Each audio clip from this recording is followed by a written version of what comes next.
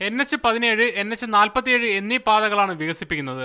30 മീറ്ററിൽ ദേശീയപാത വികസിപ്പിക്കണമെന്ന കേരളത്തിന്റെ ആവശ്യം കേന്ദ്ര സർക്കാർ തള്ളിയതിനെ തുടർന്നാണ് 45 മീറ്റർ തന്നെ ഏറ്റെടുക്കാൻ സർക്കാർ തീരുമാനിച്ചതെന്ന് മുഖ്യമന്ത്രി ഉമ്മൻചാണ്ടി വിശദീകരിച്ചു.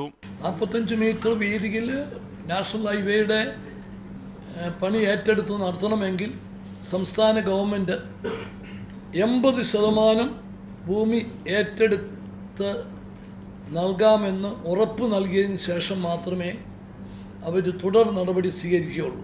വിപണി വില ഉറപ്പാക്കുകയും നഷ്ടപരിഹാരം സമയബന്ധിതമായി നൽകുകയും ചെയ്യും. ഭൂമി ഏറ്റെടുക്കൽ നടപടി വേഗത്തിലാക്കാൻ ജില്ലാ കളക്ടർമാർക്ക് നിർദ്ദേശം നൽകിയതായും മുഖ്യമന്ത്രി അറിയിച്ചു. ഗ്യാസ് പൈപ്പ് ലൈൻ പദ്ധതി ഉൾപ്പെടെയുള്ളവയ്ക്കുള്ള ഭൂമി ഏറ്റെടുക്കലും ത്വരിതപ്പെടുത്തും. ശാസ്ത്ര സാങ്കേതിക കൗൺസിൽ എക്സിക്യൂട്ടീവ് വൈസ് പ്രസിഡന്റായി VN രാജശേഖരപിള്ളയ്ക്ക് പകരമുള്ളയാളെ കണ്ടെത്താനായി ആസൂത്രണ board vice chairman KM Chandrasekharan അധ്യക്ഷനായ സെർച്ച് കമ്മിറ്റിയെ നിയോഗിച്ചു. സുബ്രതോ കപ്പിൽ റണ്ണേഴ്സ് അപ്പായ മലപ്പുറം MSP സ്കൂൾ ടീമിന് 2 ലക്ഷം രൂപ നൽകും. 10 കോടി രൂപയിൽ താഴെ നിർമ്മാണ ചെലവുള്ള പാലങ്ങളിലെ നിലവിലെ ടോൾ പിരിവ് ഒഴിവാക്കാനും മന്ത്രിസഭ തീരുമാനിച്ചു. മീഡിയ 1 തിരുവനന്തപുരം.